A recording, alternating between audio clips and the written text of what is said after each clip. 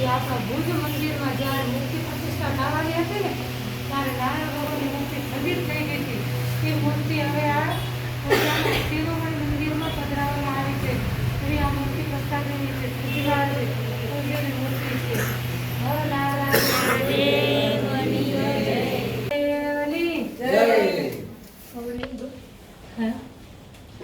આ જગ્યાએ જે નારાયણ ભગવાનની મૂર્તિ ખંડિત થઈ ગઈ હતી એ જે વચલી મૂર્તિ છે ને શ્રીજી મહારાજે પોતે સ્વહસ્તે પધરાવેલી મૂર્તિ છે. આ જગ્યાએ શ્રીજી મહારાજ થાળ જમેલો છે. જે હમણાં આપે ગયો હતો ને શિરોમણીનું મંદિર કહેવાય. જ્યારે જ્યારે શ્રીજી મહારાજ ભુજમાં પધારતા શિરોમણી મંદિરમાં ભગવાનની આરતી ઉઠતા એવી લીલા આ જગ્યાએ કરેલી છે. સહજાનંદ સ્વામી મહારાજની જય. છૂટા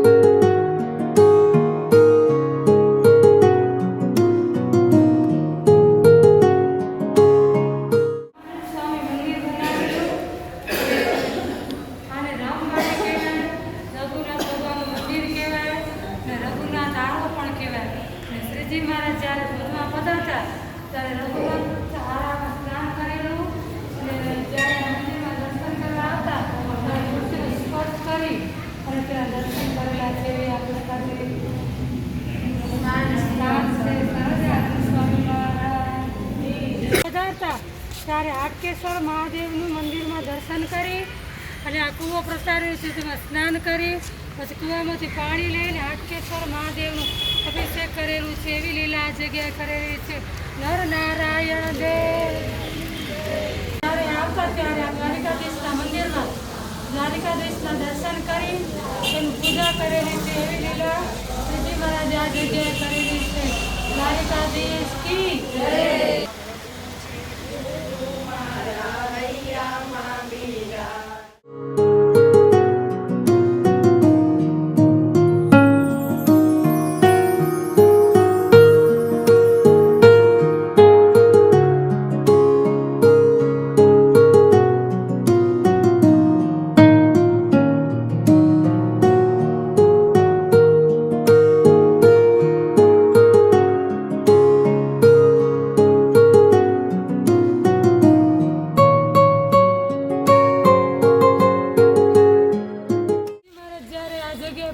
ત્યારે આ જગ્યાને રામકુંડ કહેવાય.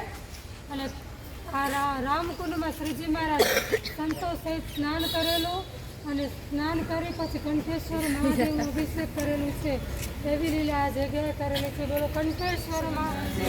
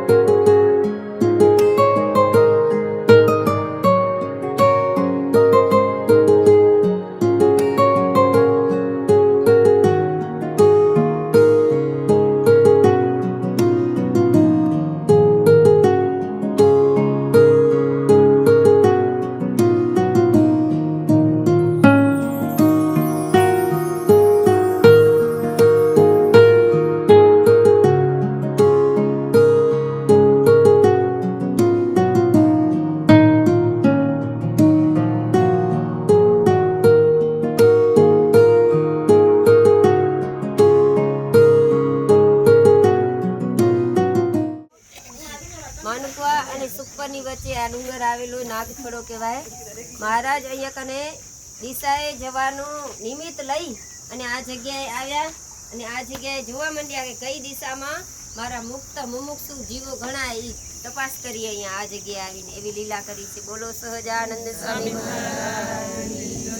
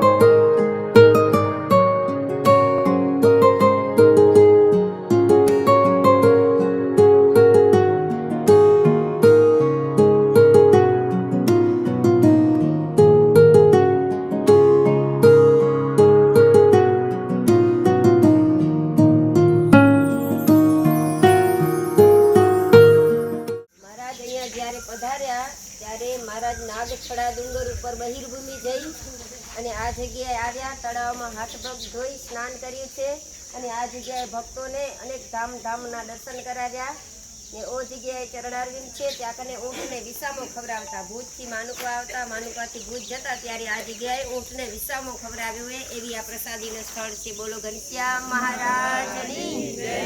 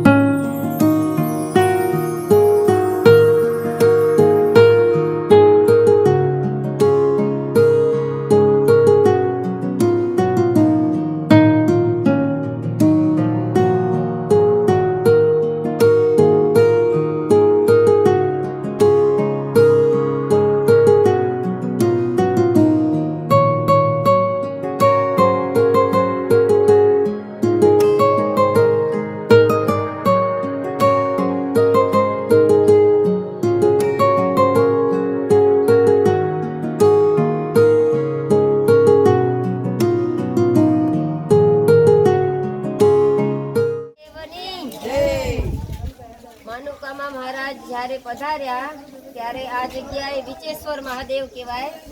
વિચેશ્વર મહાદેવની મહારાજે પૂજા કરેલી છે. વિચેશ્વર તળાવમાં સ્નાન કર્યું છે અને આ જગ્યાએ ચરણારવિંદ છે ત્યાં કને મહારાજ અનેક વખત સભા પણ કરેલી છે. એવું આ પ્રસાદીનું વિચેશ્વર મહાદેવ અને પ્રસાદીનું વિચેશ્વર તળાવ પણ છે. બોલો ઘનશ્યામ મહારાજની જય.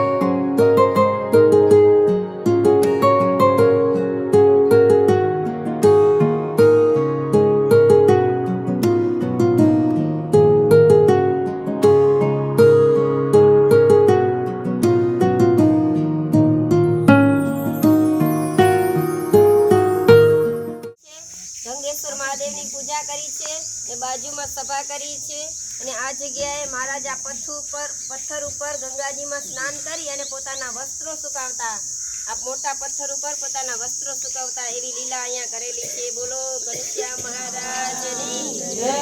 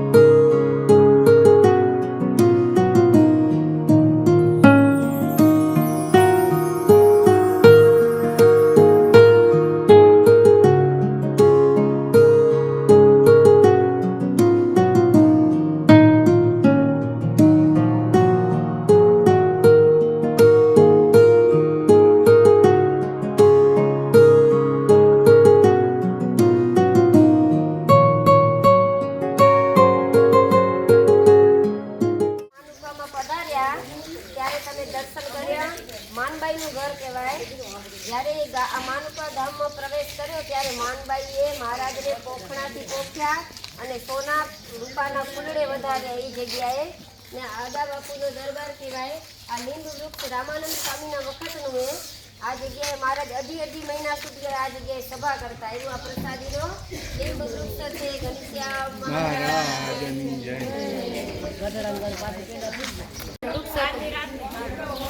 આ જગ્યાએ ગિરનારનું વૃક્ષ હતું. માણસની ગોળી બાળકી અહીંયા સભા કરી અને આ જગ્યાએ મારા લંગડી રમવા માંડ્યા. એટલે એક ચરણારીના દર્શન થાય છે. ઘનશ્યામ મહારાજ એક જાત પાછળ બધું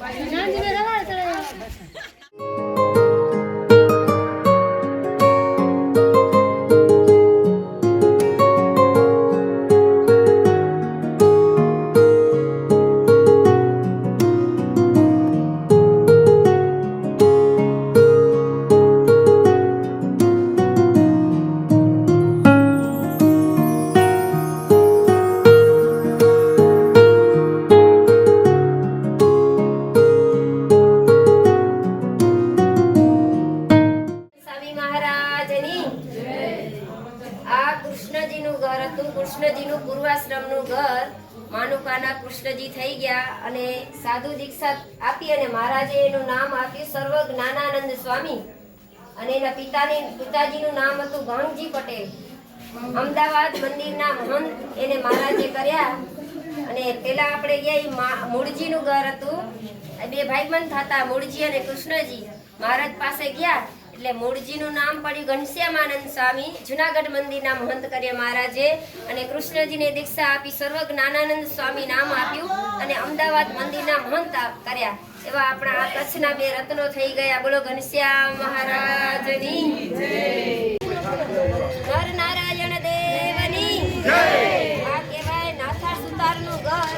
આ જગ્યાએ મહારાજ 4 શેર લવિંગિયા મરચાની કઢી નાથા સુતારના મા રતનબાએ મહારાજને જમાડી છે. આ જગ્યાએ એના ઘર હતા. બોલો ઘનશ્યામ મહારાજની જય.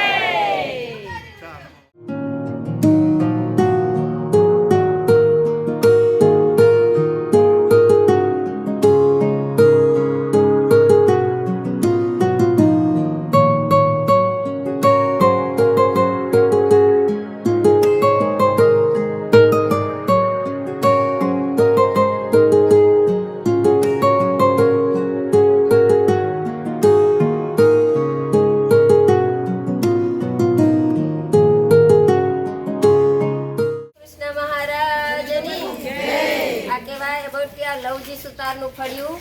આ જગ્યાએ લવજી સુતાર તાંત્રિક વિદ્યા પડતા એટલે મહારાજને ગમતું નહીં. તાંત્રિક વિદ્યા મહારાજે બંધ કરાવી. એના ઘરમાં શુદ્ધિકરણ કરાવ્યું. પાણી છાંટી એ શુદ્ધિકરણ કરાવ્યું. અને ઘરના ડાઈબાઈ પવિત્ર હતા. એના મનોરથ મહારાજે પૂર્ણ કર્યા અને એના ઘરમાં થાળ જમ્યા એ અને આ બોરડીમાં મહારાજે માણકી ગોળી બાંધી હતી એવું પ્રસાદીનું આ જગ્યા છે. બોલો સહજાનંદ સ્વામી મહારાજ.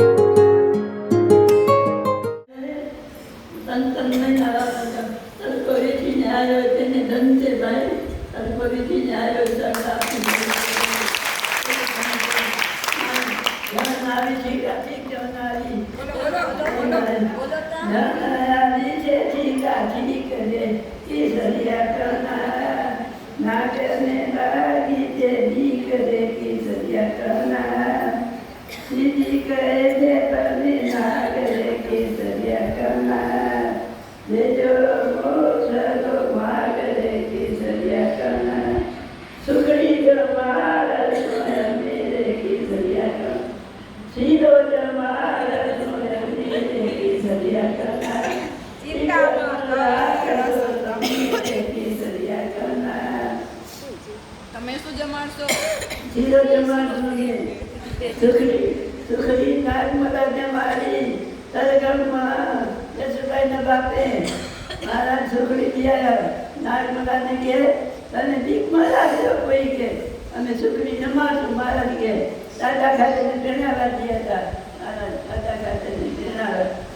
સુખડી તમારી જય સદાભાઈ જય સદાભાઈ જમાશું ખીચડી જમાશું રસ જમાશું રોટલી જમાશું પૂરી જમાશું ભગરે જમાશું મારે ઘર સંગાયો આવે એલો ને પેલાજીને કહી દીધું કે માનું કે સન માનું કે જમાડો હોય માનવીનો સનને માનું કે જમાડો હોય કહી દીધું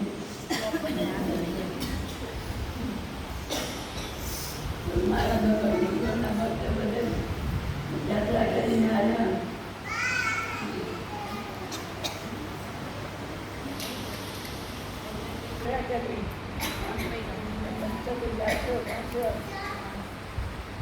કેટલા ગામડા થયા એમ કે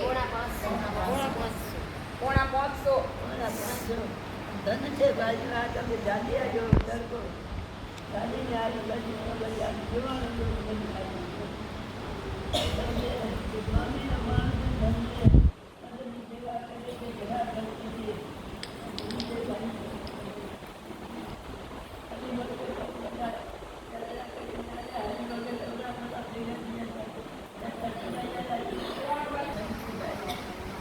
ભલે જય સ્વામિનારાયણ ઘણા ઘણા આપના ચિત્રોમાં કોટી કોટી વંદન છે જય શ્રી સ્વામિનારાયણ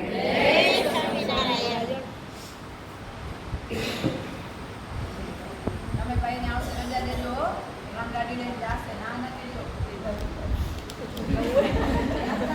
જો 68 તીર્થની યાત્રા કરીને તમે આવ્યા ખૂબ ખૂબ ધન્યવાદ તમને અને હવે જી આપણે મળીને ને એનું જતન કરીને રાખજો યાત્રા બધી યાદ રાખીએ ને જો સાંખેવી બાઈ હોય ને તો એમાં સમાસ ઘણો થાય કારણ કે એ આપણે બધા લીલા ચરિત્ર બતાવે બધા પ્રસાદનું સ્થળ બતાવે આપણે ખાલી ફરી આવી કે અમુક સ્થળે જાય તો આપણે લીલા ચરિત્રને ખબર ન હોય અને સ્મૃતિ એ સહિતથી કરીને એનું જે ફળ છે ને એ કંઈક અલગ છે અને અનેરું ફળ છે કારણ કે હરિલાલજી મહારાજ કીધું જેવો પ્રભુ કે સ્મૃતિ વિસારી ગંગા વિશે સ્નાન કરે પધારી તે સ્નાન તો શોણિત તુલ્ય જાણો અશુદ્ધ એનું શરીર પ્રમાણો કરે પૂજાને મન હોય બીજે પૂજા કરી તે નહીં કહી છે કરે જનો છે વ્રત હોમ દાન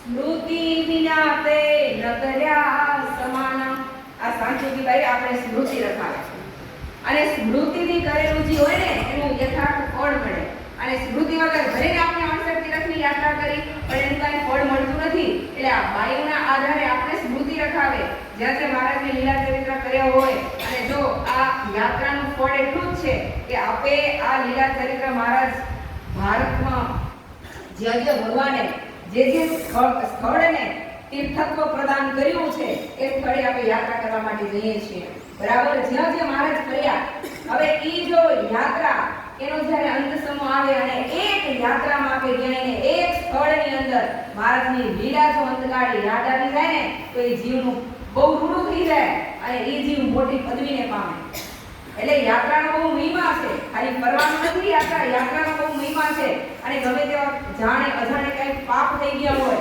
એ તો યાત્રામાં જવાથી પાપનું નિરાવરણ થાય છે પાંચ પાંડવો એને જ્યારે બ્રહ્મત્યાવર્તી પાંડુ રાજાને ત્યારે બ્રાહ્મણોએ શું બતાવ્યું તમે જાઓ તીર્થ યાત્રા કરી આવો 68 તીર્થની યાત્રા કરો પાપનું નિરાવરણ થાય કદાચ જાણ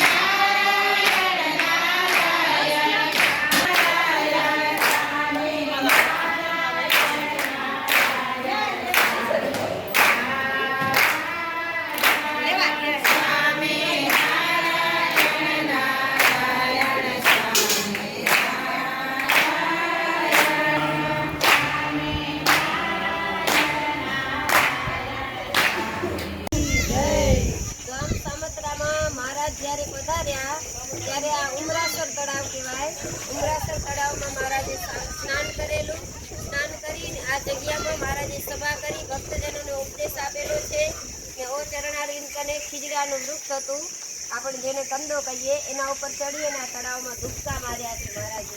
એવું આ પ્રસાદીનું સામોતરા ગામ છે. બોલો નરનારાયણ દેવની જય.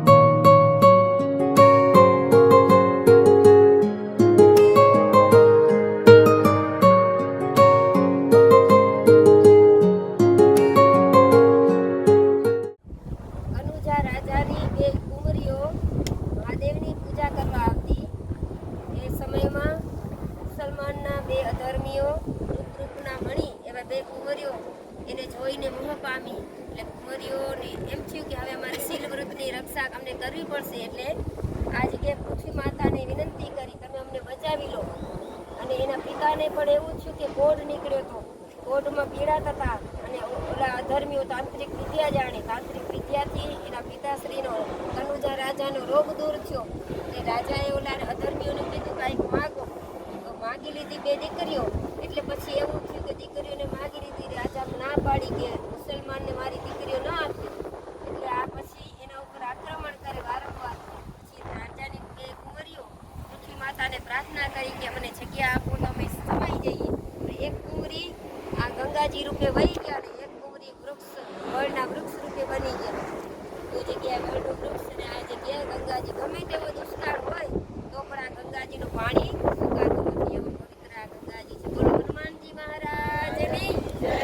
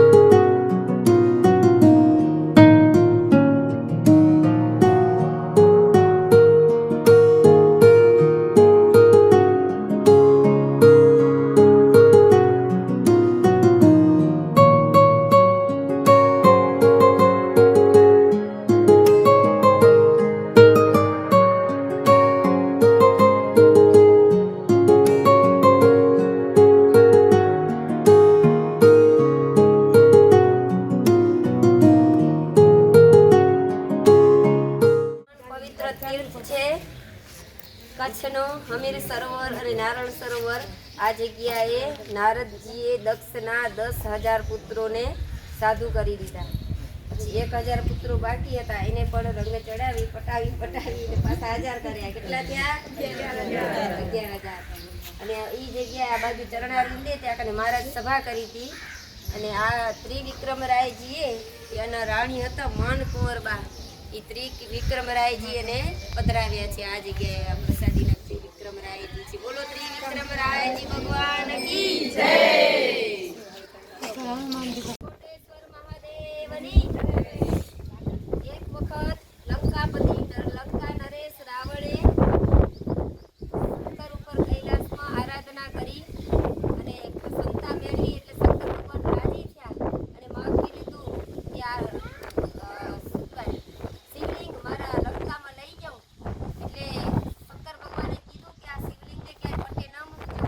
પટે મૂકજો તો ત્યાં કને સ્થાપના થઈ જશે.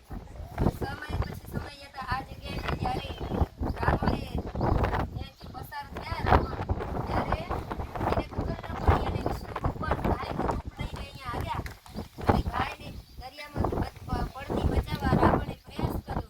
અહીંયા આ જગ્યામાં મહાદેવે એ જગ્યામાં શિવલિંગને મૂક્યા તો ત્યાં કને સ્થાપના થઈ ગઈ. પછી ગાયને બચાવીને જ્યારે રાવણ પાછા આવ્યા ત્યારે ઉપાડવાના પ્રયત્ન કર્યા પણ ઉપડી ન શકે. એટલે અહીંયા સ્થાપના થઈ ગઈ હતી. એટલે એના બચ્ચાના નિશાન શિવલિંગ ઉપર આજ પણ એના દર્શન થાય છે. બોલો કોટેશ્વર મહાદેવ.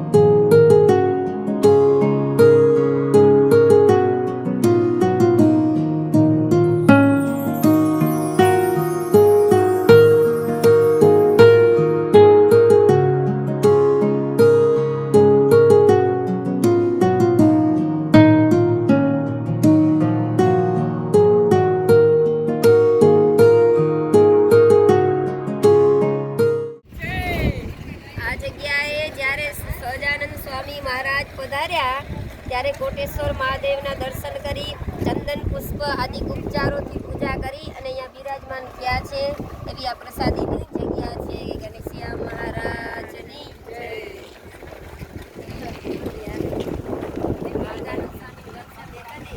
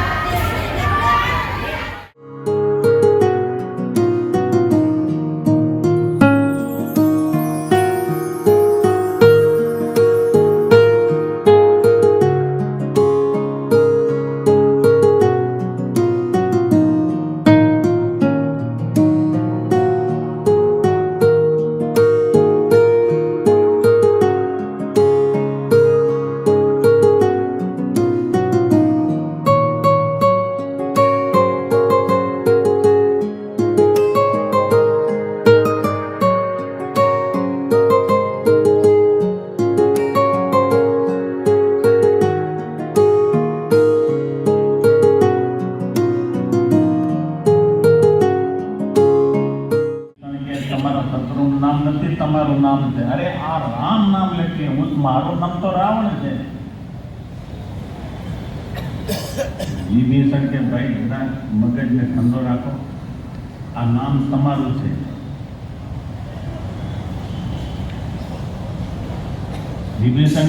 વિભીષણે રામ નામ જપ્યો છે, રામનો મંત્ર જપ્યો લંકાની અંદર રહીને. રાવણ મરણ પામ્યો. વિભીષણની ઈચ્છા છે કે લંકામાં રામનું મંદિર હોવું જોઈએ. વિભીષણ ચિરંજીવી છે, જેમ હનુમાનજી ચિરંજીવી છે, વિભીષણ ચિરંજીવી. મંદિર વિના ના હાલે. તમારા દર્શન કાયમી માટે મને થાય એટલા માટે તમે લંકામાં રહ્યો. અયોધ્યામાં ઘણા રહ્યા, હવે લંકામાં રહ્યો.